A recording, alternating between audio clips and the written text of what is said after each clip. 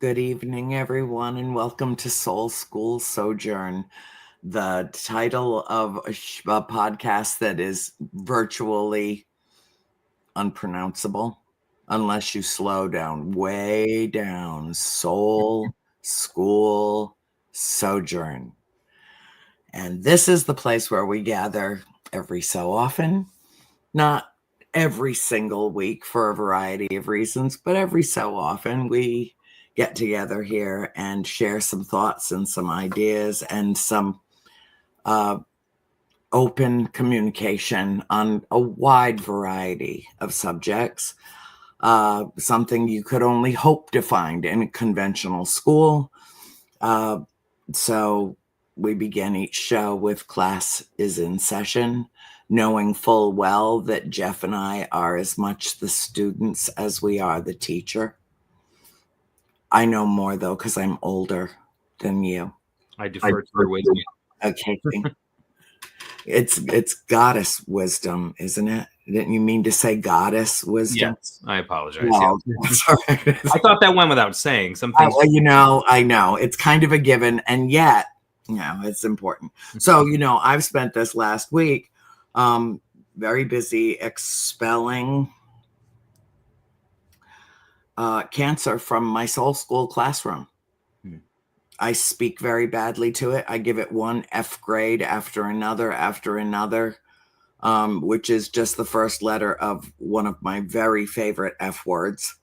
And I speak to it in a very acerbic, abrasive, obnoxious way to make it shun me and leave by whatever exit it chooses. I don't care. Just get out. Get out. So it's been one of those weeks. I'm on my next round of chemotherapy. I am so far doing well, a little tired, but that's to be expected. Losing a lot of hair, but at this point, that's to be expected. And I still have plenty left, so I'm not worried about it. I'll grow back. A small price to pay. In another 3.5 weeks, I will have my next PET scan, which I think will be very, very revealing. And, Jeff, you and I, occasionally we'll just have ideas that seem to be spontaneous to us. And a week or so ago, like before I launched into this week where I did my first filmed interview since my diagnosis, since way before, because I was caring for my mom. And so that was weird and strange to be doing something for a national broadcast, which I'll tell everybody about later when I have permission to. But anyway, it's a good thing. And it was only one day. It was only about 5 hours.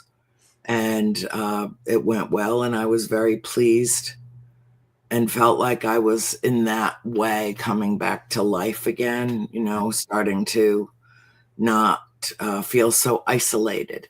And then I started thinking about isolation and how strange it felt to be with other people. Even producers that I've worked with before and know them, love them, how wonderful it was, but also how strange it felt to be in a professional environment again where I was allowed to be myself because I don't know how to be anybody else, but where I also had a professional job to do, which felt a little strange after so long. And that no matter how tired I got, I couldn't let it show. And so in that way, I felt rather isolated. And the filming occurred at a pre-Civil War church in Atlanta. The beautiful, beautiful little church. And the graveyard right beside it had gravestones that went back to the 1700s. So I went and walked while they set up all the equipment. I went and I walked the graveyard. And, I thought it was so strange how all of this, since these people died, all of this has transpired all around that church. That church wasn't burned to the ground when Atlanta burned is a remarkable thing in its own right. That those graves were not disturbed.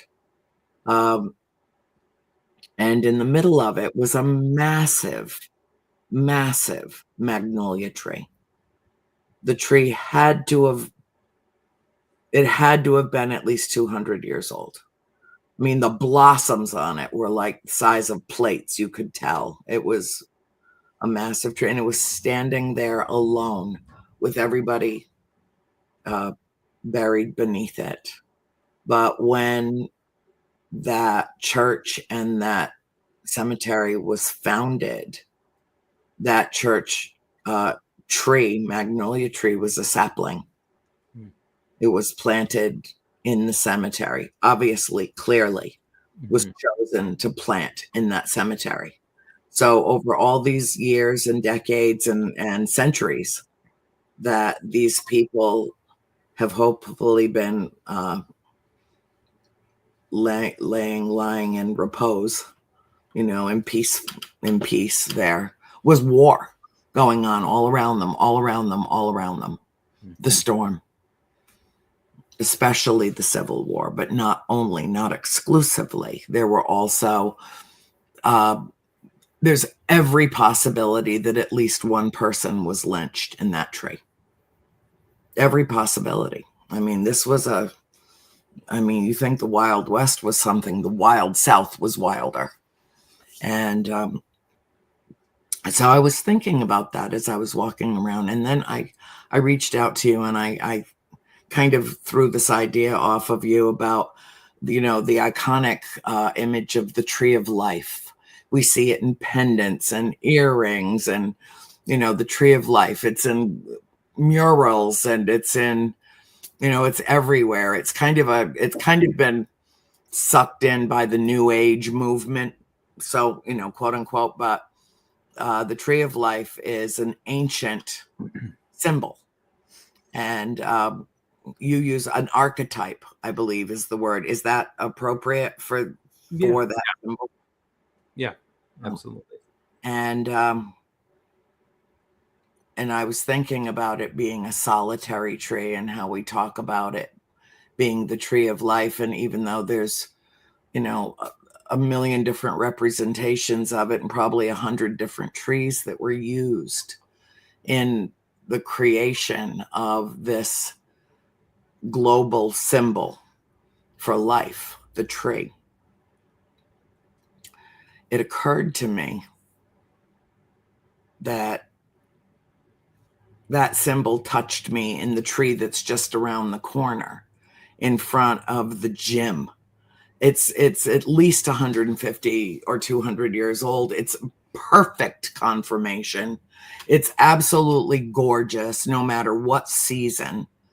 And it has been there ever since I first came to this house in 2005, 7, and through there, a long time ago.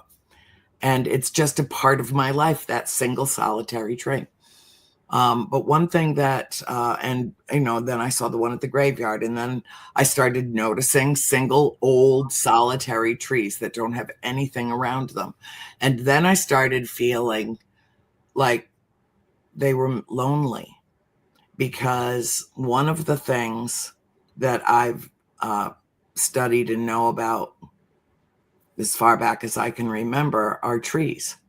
And I grew up on a 200-acre farm, and we had everything imaginable. There were pines there were so many different conifers. There was everything on that 200 acres of land, maples and red oaks and Japanese maples. Apple trees, pear trees, you can imagine everything. And willows, a few willows that were kind of tucked in underneath the huge canopy. And willow trees, weeping willow trees, not just in the same way that I love mourning doves, mourning is how that's spelled, because of the coo that they make that is sad and sounds like crying. And that's my favorite bird, probably because I cry every day and I can relate. But my favorite tree has always been the weeping willow, and I didn't know why until I think when I was in middle school. In earth science, we studied trees. And what I learned then and revisited during my ride to and from Atlanta last Tuesday was seeing these trees as these majestic, solitary figures on a landscape, but with no one to connect with, no root system to connect with, because there were no other trees around them. And that was done deliberately so that the tree could go bigger and stronger and not have saplings or any other trees sucking the nutrients from the soil or the moisture. But it leaves a tree very lonely. Forests love to be forests. And the reason why is because the root systems not only go underground, but then they start spreading and they connect. And so they're holding on to each other underground. Bill, that image that I sent you that I love so much, it's a meme, but it's beautiful. Do you have it that you could load it so that I could show people what I'm talking about? Bill's out walking the dog, apparently. It's okay. Remind me when, oh, wait a minute, LOL, I will do it in a sec. Okay, so apparently he was indisposed. I don't even want to know what was going on with Bill. I don't even want to know. I just want him to put the picture on the screen, which I'm sure at some point he will. All right, so I had some thoughts about it, which I wrote down and I sent to you. Because just because. A weeping willow is not as susceptible to a wild wind field. Trees entangle their roots as though they are affectionately connected, as if holding hands to preserve their own strength and security, power in numbers. Oak and willow. A storm will snap an oak tree. You see that? You see how they do that? That's actually real. That's actually what trees do. They sense each other and they reach out to each other. That is one of my favorite images. I've carried it around with me since I found it 15 or 20 years ago and thought, well, this is just perfect. It's so beautiful. So anyway, allow me just to finish to take a moment. A storm will snap an oak tree at the trunk, while the same storm will batter but not break the weeping willow. Its taproot, its entire root system, is so wide and shallow it withstands the wild wind. The oak has no give. Its root system is deeply entrenched, twice as deep, as if cemented into the ground. When the storm comes, it is more vulnerable. The canopy is taller, the leaves wider. It is less likely to tolerate the onslaught. It begs the question, how do we weather the storms of life? Willows bend and sway with the wind. They dance through the storm.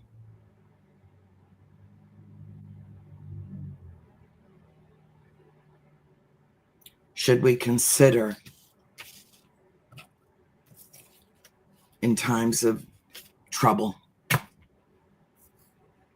allowing ourselves to bend with the wind rather than snap and break because we are so deeply entrenched that we don't know and there's no other root system to connect to? Have you ever noticed that when you see one willow tree, you usually see 3 or 4 They're like a little community. And it doesn't even matter if they were planted that way, because they're very sneaky and they shed their seeds and they sprout and they make trees before you even realize they're doing it. Kind of like bamboo, you know? It is just, oh, boom, one day it's, you don't see anything, and the next day you got another bamboo sprout coming out of the ground. Nature is miraculous. It's wonderful. But I also think that we need to observe it and we need to learn from it. Because being too rigid, too stoic in our approach to life, to I'm right about everything, you're wrong about everything, and never the twain shall meet, and there's just no give. There's no discourse. There's no conversation that's really meaningful. It feels like, at least in our society, everything has dissolved down to a common denominator, which is conflict and grievance and fear and accusation. Yeah. And we're in the midst of a storm. We are at the very least, Jeff, right where the straight line winds that precede the storm are coming through. Yes. And if there was ever a time for us to emulate something in nature, to see that embrace, that entangling of the root system, the shallow root system that has so much benefit from the rain and so much benefit from the oxygen so close to the surface of the earth, that is able to draw upon that, it should be the one that falls over in the storm. It looks like it's fragile and delicate and so breakable, so tender, the leaves, and tiny, and it just doesn't have the substance of so many other trees. But it's the one that survives the storm. Because it does not present with that same, cause and effect, action, reaction. When the storm hits it, it passes through it. Yeah. It's not like running into a brick wall, like, a 200-year-old red maple. Although once they're 200 years old, they've pretty much weathered a lot of storms and they hang in there. Just go to Newport, Rhode Island, and you will understand what I'm saying. 300-year-old trees on these estates all through Newport. And they've been through countless hurricanes. But when they were young and they were finding their foundation in the earth, they were strong enough to weather the storms. And now they're so big that I don't think anything could take them out other than an asteroid. But I am particularly drawn to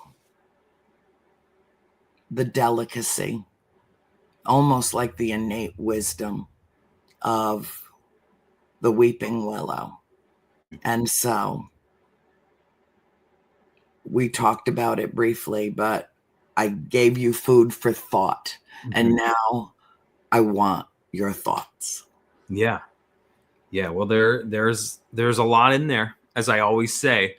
And while I'm no dendrologist and, and in terms of my knowledge of trees might be limited, the metaphor is deep and wide. And I'm reminded of the quote from G.K. Chesterton. It's a quote I've tried to live by. And this is a little bit of a distillation of it, but it goes something along the lines of, angels can fly because they take themselves lightly, and he takes the notion of, because he's a wordsmith and he was a master at his craft. He takes the notion of levitation that was often, that Christian saints are often depicted as, performing these feats of levitation in in Christian artwork, and he says the levitation comes as a result of levity, Yeah.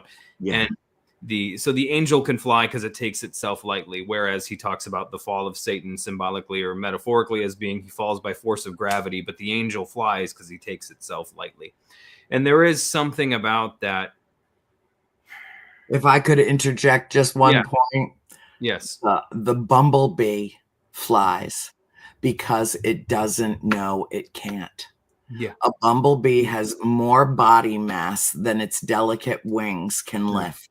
Yeah. But it doesn't know that. So Yeah. it flies anyway. Yeah, no one ever told it. So And no one ever told it, you can't fly, you're too fat. Yeah, right. But the beauty of the notion of taking yourself lightly, and that actually being the strength. Yep, the incredible lightness of being. Yes. Exactly. That is the thing that gives one the strength to weather whatever storm it is that they're enduring. It's the lightness with which they take themselves. Yeah. Every great leader that I admire, that I know personally, are people who, when the storms of life or the storms of the world of business or whatever environment I happen to be in, they're the ones who don't freak out. They're the ones who are just like, they almost laugh at it. They almost welcome it like it's a challenge. Everyone else is freaking out. Everyone's like, oh my God, what are we going to do? There's no way. There's not enough of this. There's not enough of that. There's not enough time. There's no way that we're going to get this done in time. But the leader is the one who can, with a laugh and a smile, even though maybe deep inside there's a little unease, little trepidation, yeah. But the leader is the one who can laugh it off in some way and be like, it's no biggie, we got this. And then everyone's, but that's a leader. And that is the hallmark of a leader. They're the ones who can face challenges with a smile, with lightness. Therefore, they fly because they take themselves lightly. They realize, in one sense, like, I used to, as a preacher, take myself with just I took myself deadly seriously. You know what I mean? I did. Such a deadly seriousness about me, because everything was life and death all the time. It wasn't just life and death, but it was heaven and hell. It was beyond life and death as far as I was concerned. And so I took myself with the seriousness of, I was probably pretty intolerable at times. And, but that's just how I thought I had to be. I didn't know any other way to be. And, I just really carried myself with this heaviness. I don't know how else to say it. Just this kind of, I was always just, when I walked into a room, I almost wanted my presence to feel heavy, because I felt like that was somehow saintly or virtuous. I felt like it was a sign of holiness. It was a sign of piety if your presence sort of brought a sense of, what's urgency, a certain weight, a sort of, exactly, a kind of weight, a sense of urgency, a sense of, let's cease with all the frivolities. And and they're also imbued in that is a sense of authority. You know, and for you to do what you were doing, you had to project that sense of authority. You were the leader of the flock. I get that. But my approach is exactly the opposite. And I know yours changed as well. Oh, yeah. Now, when I walk into a room, I want people to feel my energy before they see me. Absolutely. Yep. And to almost feel like the air just got a little bit electrified and the light just got a little brighter. Yeah. And I am told all the time that happens spontaneously because of not taking myself too seriously. Yep. And riding a wavelength that is so full of light and love, and being there and being anxious to see everyone and hug everyone and, go from table to table to table, or, bench to sofa to, desk, sign-in desk, just to be with everybody and see everybody and love everybody as powerfully as I can. And it's really not draining. Didn't you find that maintaining that persona of an authority, very serious, drained your energy? Oh, it was exhausting. It was terribly, terribly exhausting. And so then you're always praying for some kind of refreshing or something like that, or you're doing something to try to encourage yourself. But no, it's terribly draining. And I mean, there was a certain dopamine hit you would get from, you know, things, people reacting a certain way or whatever, you know, that kind of served as your reward system, but ultimately it just drains you. It kills you. I mean, that's what religion does. Spirituality doesn't do that, but religion does. It's a heavy, heavy yoke that no one can bear. Religion as a pejorative, that is. You know, spirituality certainly is something different, but religion is a heavy, heavy burden, and it's a heavy, heavy yoke. And I honestly think that for me, my personality type, I needed that heavy, heavy burden for a reason. I'm grateful for it. I will never not be grateful for it. And I know it's taken me a long time to be able to say that and not be lying, because I would have said it regardless, but I'm not lying now when I say it. I'm grateful for it because I had to pass through the membrane of that hyper seriousness to rediscover, you know, childhood, and to rediscover like taking myself lightly, to become, like C.S. Lewis said, old enough to finally read fairy tales again. You know, I had to pass through that season of intensity and seeking and going after whatever it was I was going after with the fury and the fervor with which I was going after it, in order so that I could, at the end of it all, kind of be forced into a place of rest, because I wore myself out, you know. And like when you think of so Zen Buddhism, for example, kind of serves the same purpose as all that. Like Zen Buddhism, one of the purposes of it is to essentially exhaust the would-be enlightenee, you know, to bring them to the point where all they can really do is exhale or blow out, which is to reach the state of nirvana, which comes at the end of yourself, which comes when you let go, you stop taking yourself so seriously, you embrace lightness, because maybe in that moment it's all you can embrace, because you simply can't do anymore, and you just and then in that moment, the blown out state, you're in the state of nirvana, because you've released all that you were holding on to. And you know, so for me, I think religion served that sort of purpose. The intensity brought me to the end of myself. It's like the postulant, or the would-be the devotee who comes to the Zen master and is like, you know, I want to reach enlightenment. And so the Zen master says, okay, go and rid yourself of all desire, and you'll have enlightenment. And so the student is like, okay, I'll go out and I'll meditate and I'll fast and I'll do all these different things in order to rid myself of desire. But then eventually it dawns on the seeker that desiring not to desire is itself a desire. Therefore, you can't desire to not desire, and also not desire. You get in this double bind, you're stuck, and you realize there's no way out of this trap. There's no way out of this. And so the point of it is, you know, you then go back to the master and you're like, this is where I'm at. And the master's like, you got it. Right. You just hit the point of enlightenment when you realized what an exercise in futility it is. Exactly. And it's that point where you give up, where you're not relying on the depth of your own root system so much. Right. You let go. You embrace levity in some way, you know, and that embracing of levity, it's not always a single moment of enlightenment. Like for me, it was becoming an atheist for a season, right? Because where I just was like, I guess there's nothing, you know, and it wasn't all, you know, the sort of nihilistic, hedonic atheism that exists in religious myth, you know, where somebody who doesn't believe God, well, the only reason they don't believe in God is so they can just snort coke all day and do whatever it is those demonic atheists are up to. No guilt about it. Yeah. No, I mean, you know, it wasn't that. There was pain involved because it involved a loss of identity and stuff. But like, for me, that was kind of that respite of like, I exhaled all of the religious tension that I had held in my lungs and in my body. I could no longer hold it in because I decided I didn't believe it anymore. Right. And I let it all go.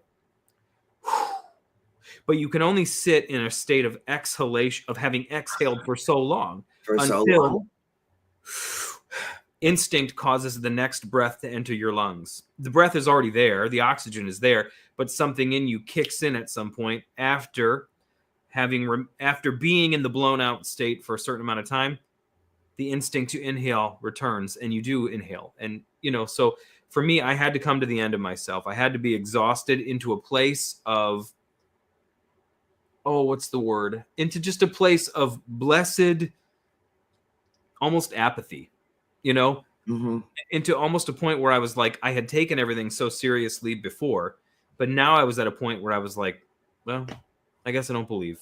Whatever, big deal. Guess I was wrong about everything. Yeah, a little more traumatic than it sounds in those coupling of words there, but still, essentially over weeks and months and a year plus of thinking about it, that's kind of the conclusion I came to.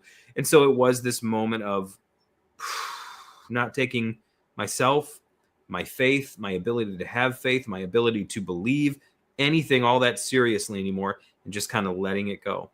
And it was in the letting go that eventually it came back to me, and it came back to me as something I would have never been able to perceive it as having been before letting go of it.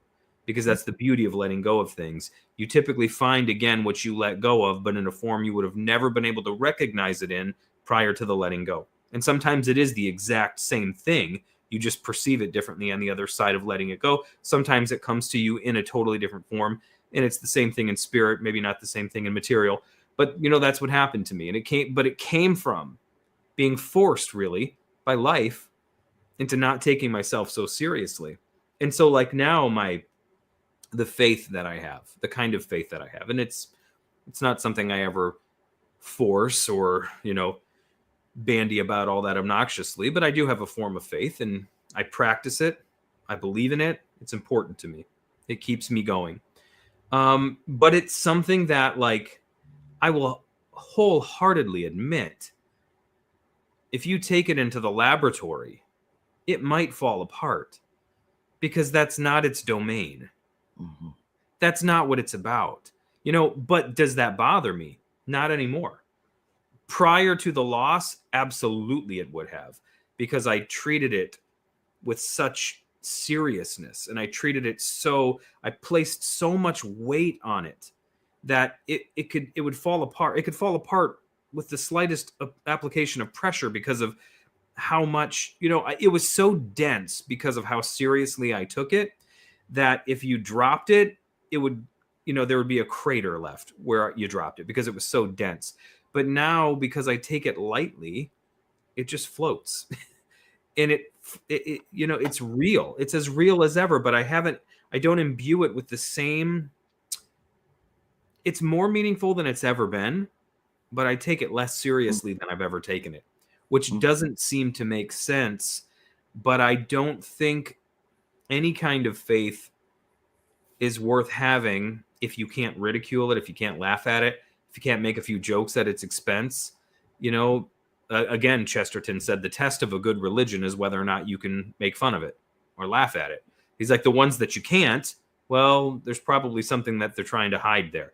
But if you can make fun of it, if you can laugh at it, if you can take it lightly, there's probably something special there. And so in my own experience, just in terms of the trees, and then we'll move on here, is that, like, for me personally, I took everything in life so seriously with such a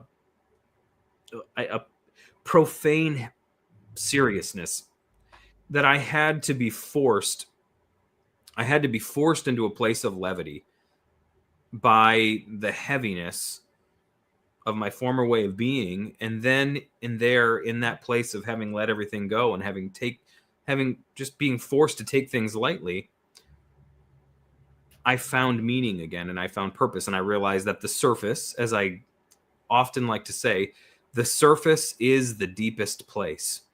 We think the deepest place is, well, the deepest place, but it's often on the surface that we find true depth, which is why a root system that may not be so deep, it might be shallow, but more spread out within the depth that lies on the surface, is a better connecting with other root systems. Exactly. So that the entire surface is covered in the shallows with roots that literally bind together and secure each other. Yes, because if you find your identity in your own sense of depth, well, again, you're isolated, because it's all just about you going deeper. It's just about you becoming more spiritual. It's just about you plumbing the depths of the divine, plumbing the depths of the unconscious, whatever it is. It's just about you, not you, but us as you as an individual trying to just go deeper and deeper and deeper and become more spiritual, becoming more holy, becoming more saintly, becoming more enlightened, whatever. All the while you're becoming totally disconnected from the world around you.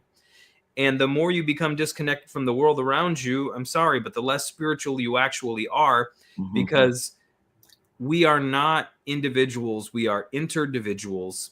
That's a Girardian notion, but we are not individuals. We are interdividuals. And I often say to people, like, yes, we are. And it's like the one way you can really find that out. And I understand I'm a bit more of an introvert, just, by nature. I just kind of am. So I do enjoy alone time. I enjoy solitude, probably more than your average bear.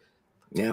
But even so, there are certain things it's just not as fun to do as it is when I'm with my best friend, or as it is when I'm with my kids, or as it is when I'm with my wife or whomever.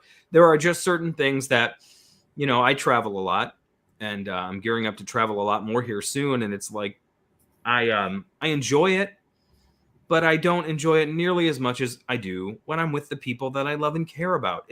I'm doing the same thing, but I'm not with the same people.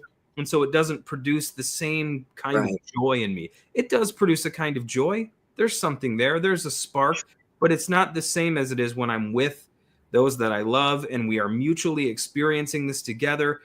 And I'm not, it's different. And so it is with like the individual spiritual quest and journey. Even some of us, we get so, and I'm like this, left to my own devices, I would tend this way, like just the individual pilgrim and seeker who's on his way. I want to find God. I want to find the divine. I would have probably, if I didn't have a family, I would have probably locked myself up in monasteries of all different types and shapes and sizes and religions, trying to find that divine light in life, because that's just, I'm a seeker by nature.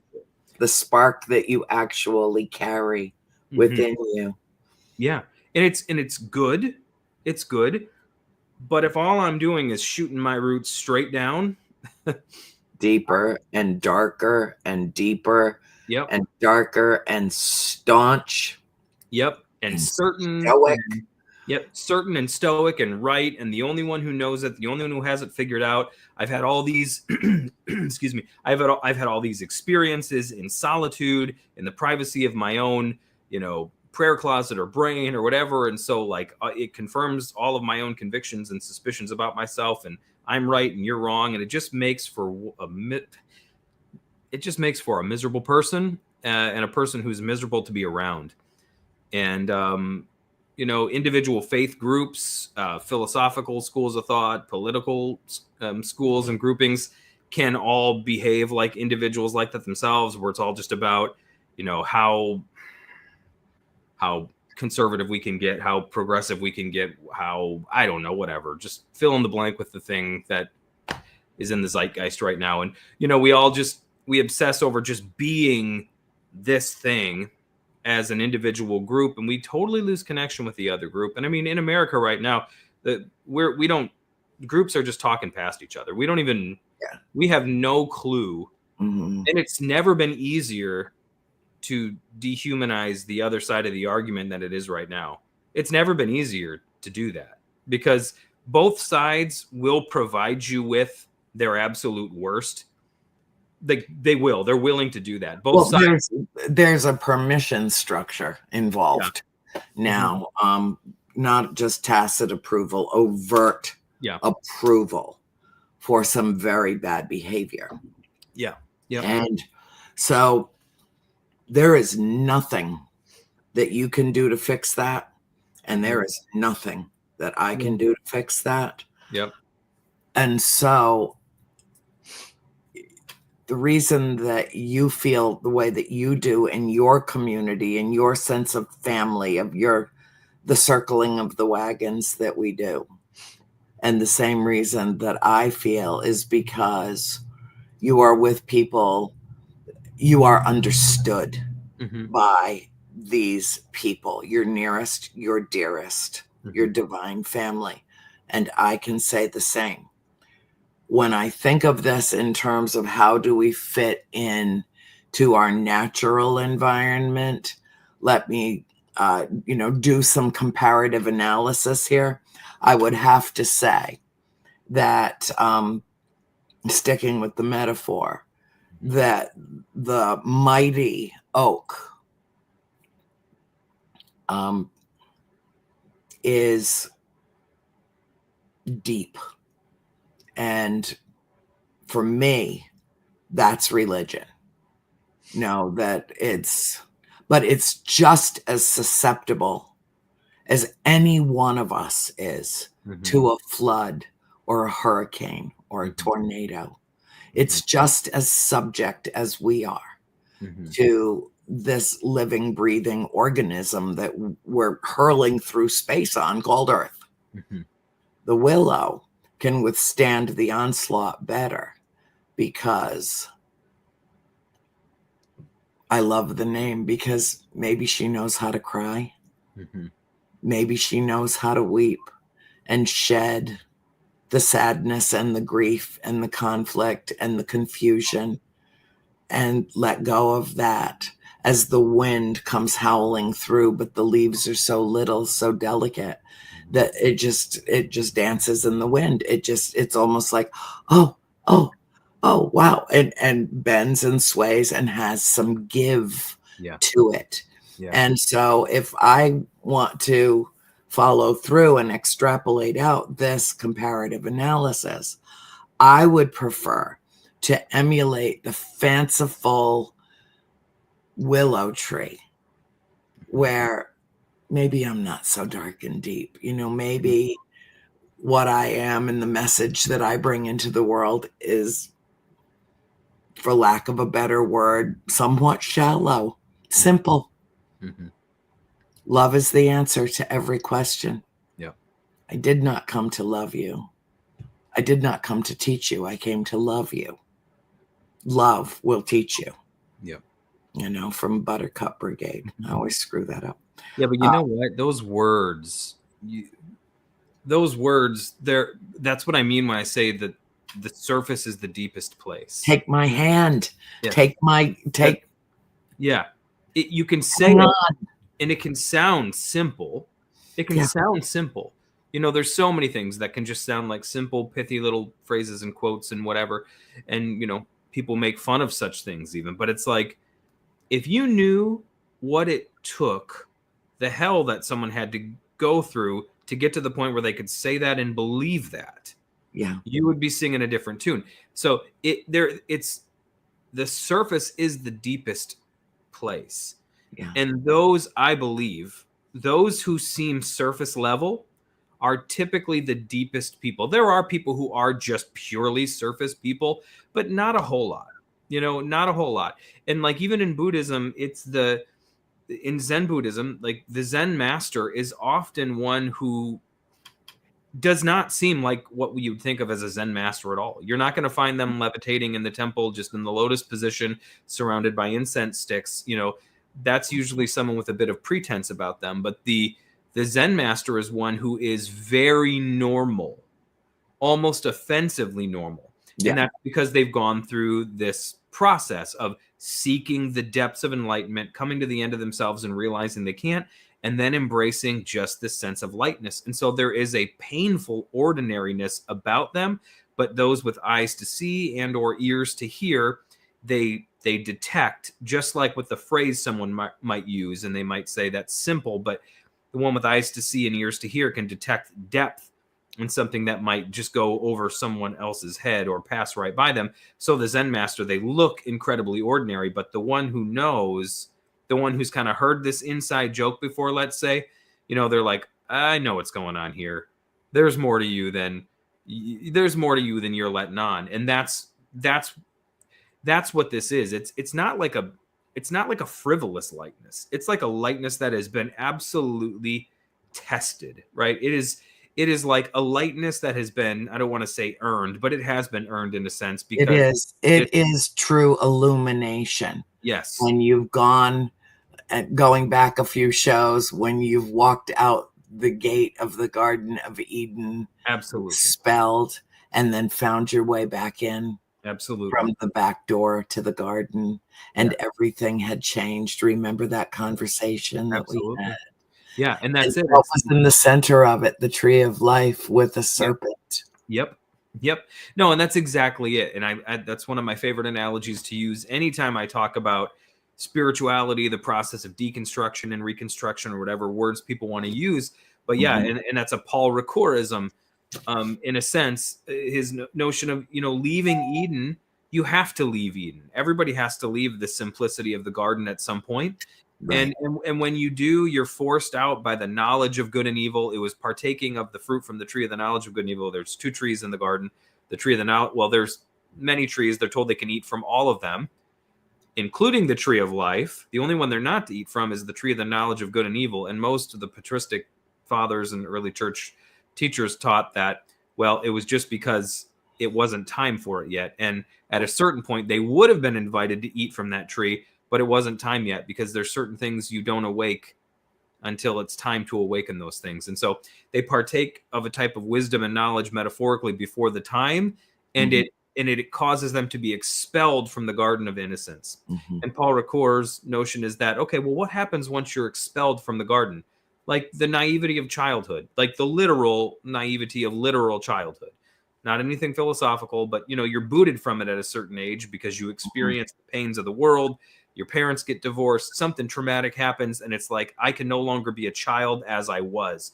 And you're Right. expelled from the garden because you've partaken of the fruit of the knowledge of what is good and evil in the world. And now you find yourself outside of it, like, okay, this sucks. So Paul Ricoeur says that you can do a couple of things at that point. You can stand at a critical distance and you can judge those still inside. How naive and stupid and foolish you are. I am so much more enlightened than you standing on the outside of the garden. I'm miserable as hell, but I'm so, dark and brooding and enlightened out here. He's like, or you can just sink into nostalgia and Yeah. and think about how good it was when you were there and how much you miss it and the good old days, and now it was so good in there, and now I'm out here where I have to work and sweat and toil and labor, and we've all been in both of those places. It says, Yeah. or you can begin to walk, and you can begin to walk through the world, and you can begin to experience all that it is that the world outside of the walled garden of Eden has to offer, good and bad. And you can bleed and you can fall and you can pick yourself back up, and you can experience solitude and loneliness and depression. At some point, though, along the way, you're going to realize that you haven't been walking alone. You're going to realize that something is with you that you thought you left in Eden, and it's that divine presence that you thought to leave Eden was also to leave. But now you're realizing that that same divine presence, whatever name you call it by, is with you even outside of the walls of Mhm. simplicity and naivete. And so Mhm. you traverse the globe and you travel in a sacred circle, and you find yourself at Eden's rear entry as opposed to its front gate. And you're at the same garden you were forcefully expelled from, and you're now given the opportunity to enter it from an angle you've never entered it from before. And so when you re-enter Eden, it doesn't look like the same place. And it's not just that it doesn't look like the same place because you're coming at it from an angle you've never come at it from before. You're literally coming at it from an entirely new perspective, because you've come to realize that the presence you thought was only in Eden is in the whole world. And so it's here, it's out there, it's everywhere. But Omnipresent. Yeah. just because I've discovered it's also out here, though, doesn't mean that I also can't experience it here. And so this is the second naivete. This is Paul Ricoeur, his whole thing. It's moving beyond criticism and kind of post-structuralism and deconstructionism and a lot of the great things the French philosophers brought us, but that if it's the only thing you live on, yeah, it can be a little tedious. It can be a little bit like just sinking the root straight down without branching out and touching what's around you. And so he talks about this phenomenon of the second naivete. And this is the point where, again, you rediscover childhood, and you're kind of forced back into the arms of childhood because there's nowhere else to go. You realize that with all of your seriousness, you couldn't produce what your heart desired, and you were exhausted, and you were forced to exhale. And in the exhalation, the inhalation found you. In the inhalation was the rarefied air of childhood that you thought you had to leave behind. And here you are again. And I don't know.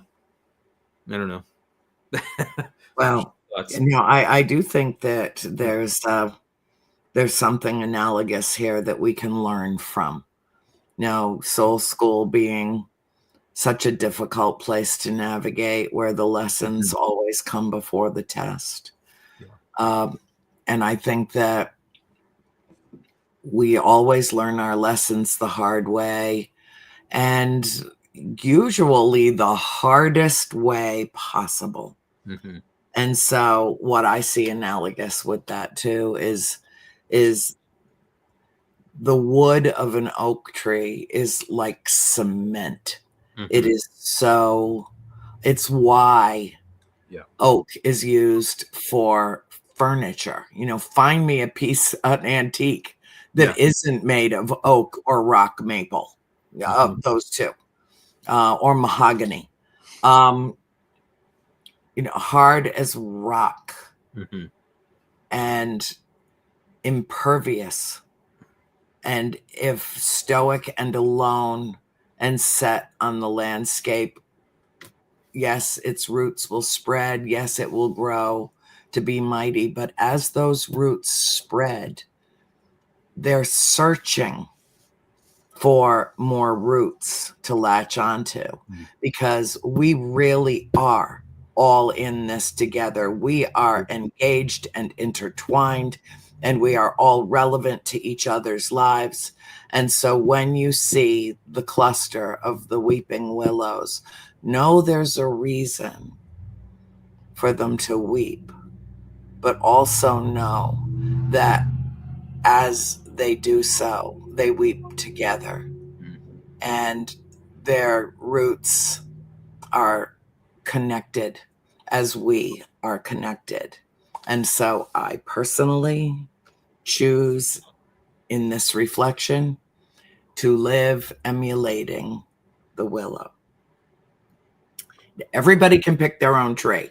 Let it never be said that Andrea got on her podcast and told people what kind of tree to be.